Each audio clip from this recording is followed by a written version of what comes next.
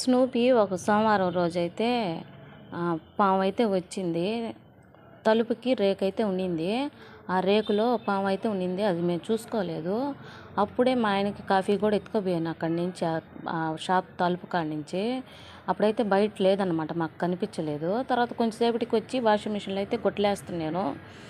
వేస్తుంటే స్నూపీ అయితే ముందుకి వెనక్కి వస్తూ ఉందన్నమాట. ఏంది స్నూపీ అక్కడే ఉంది, నిల్చుకొని చూస్తుంది అనేసి తలుపు సైజు చూసేసరికి పాము అయితే ఇంత పెద్ద పాము ఉండిందన్నమాట. అంటే ఒక మూరంత పాము అయితే ఉండింది. తర్వాత ఒక్కసారిగా కేకలు కొట్టేశాను, అది స్నూపీని కరిచేస్తుందని. మా ఆయన అక్కడ ఇది ఉంది కదా, మోటార్, గాలి మోటార్, అదైతే వేసుకో ఉన్నాడు.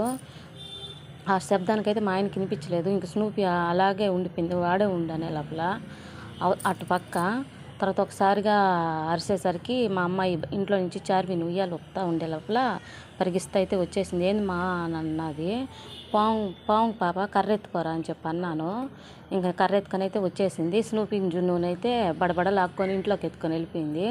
ఇంకా నోట్లకి కరిస్తే ఏమన్నా అవుతుందేమో అనేసి. తర్వాత బాత్రూంలో అయితే మా అబ్బాయి ఉన్నాడు, సగంలో అయితే వచ్చేసాడు అనమాట. నా కేకలకైతే ఇంక పామునైతే చంపేశాను.